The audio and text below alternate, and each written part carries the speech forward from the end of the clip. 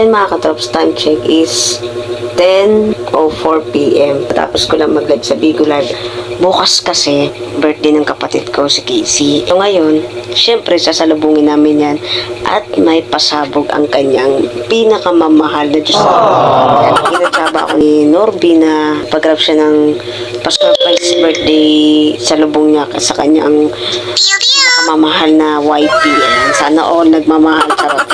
Kanina, may cake na siyang dala pag uwi niya, so pinatago niya lang dito sa kwarto para hindi niya makita, kasi kapag nasa rep yun may kita ka agad ni Casey yun, kaya dito niya nilagay sa may kwarto. Yun, number ko yung binigay ni Norby sa Grab at ako yung magre-receive para hindi makalata si Casey. So hinihintay, nag-notif na yung Grab, hinihintay ko na lang mag-drop off dito, tapos samahan nyo kami sa salubong birthday surprise natin kay Casey.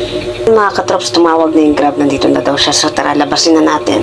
Let's go. Ayun si Kuya Grab, pupunta na natin siya.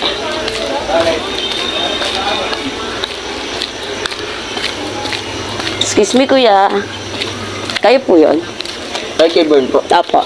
Kay Bern. Kay Bern daw. Galing kay Bern. Apo. Ayan na siya. Okay na to, Kuya? Okay na po. Thank you po.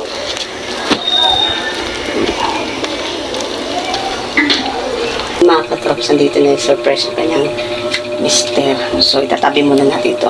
At isasabay natin yung cake. Hintayin natin mag 12 a.m. para salubungin yung birthday niya. 11:03 pa lang. Actually, yung cake nakita na ng anak niya.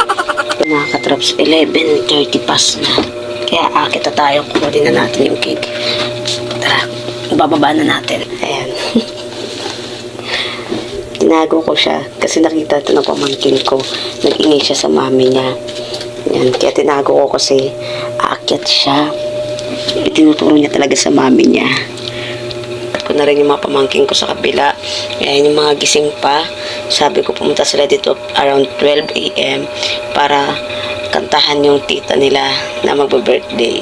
Ayan. So ito yung mga pa-surprise sa asawa niya. Ayan. So ito yung pizza. Guys, 11:53 na, so try open na natin yung cake at i-ready na natin i-set up. 11:53 na, nasa sala pa rin yung may birthday. Yung pamangkin kong isa na lang pala yung gising. Yung pamangkin kong isa nasa labas na rin. Sabi ko mamaya na kasi nasa sala yung auntie niya. Bubuksan ko na at i-ready ko na. Ayan. Disclaimer lang po, hindi po ito sponsored ha. Hindi po yung sponsored yung mga nandito. So, cake dito. Dito na lang. Ayan. So, i-open na rin siya. Tanggalin din natin muna yung tali. Ulitin ko po, hindi po sponsored to ha. Doon pa sila. Ayan. So, ready na natin itong mga to. So yun guys, at ready na kami. Ayan, Jamie, kawakan mo itong isa. Ayan. Ayan. So, 11:59 na. Alas 12 na. Ayan, sige, bisa na kami. Let's go. Happy birthday to you. Happy birthday to you. Happy birthday, happy birthday. Happy birthday to you. Happy birthday to you. Happy birthday to you. Happy birthday, happy birthday. Happy birthday to you.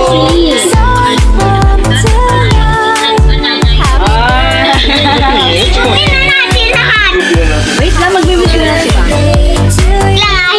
Teka lang.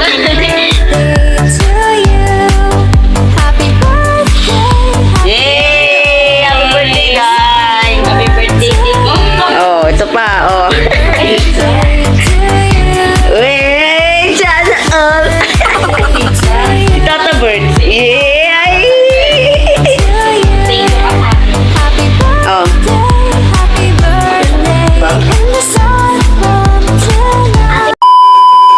Good morning mga katrops. Gabi may part 1 celebration surprise tayo kay Casey. Ngayon namang umaga, ako naman ang magsusurprise sa kanya. So ngayon, mamamalengke ako. At para mamayang pag-uwi niya, prepared na yung pagkain. Ako naman yung magsusurprise sa kanya. Regalo ko na rin sa kanya. Kagabi, asawa niya yung nag-surprise sa kanya. This video naman, ako naman yung magbibigay ng munting sorpresa sa kanya. Hindi sila kasi maghahanda ngayon kasi pinaghahandaan na nila yung birthday ng anak niya. Ako na yung maghahanda sa kanya. Sa tala ng birthday niyang lumipas, ngayon ko lang siya mapreregaluhan ng ganito at masurprise. So tara, asikaso na tayo. Happy birthday to you.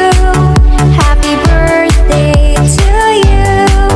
Happy birthday in the sun from tonight. Happy birthday to you. Happy birthday to you. Happy birthday to you. Happy birthday in the sun from tonight. Happy birthday to you. Happy birthday to you. Happy birthday to you. Happy birthday in the sun from tonight. Happy birthday to you. Happy birthday to you. Happy birthday to you. Happy birthday in the sun from tonight. Happy birthday to you. Happy birthday to you. Happy birthday to you. Happy birthday. So yun mga katrops, nakaluto na tayo ng pang-surprise natin sa ating kapatid. Ayan. Kaso hindi na siya surprise kasi maaga siya umuwi. Kaya scripted na lang natin, kunwari na surprise siya. Charot. Ayan, so, ayan, nagpaluto ako sa kapatid namin bunso ng spaghetti. Tapos kay mama yung sweet and spicy seafoods.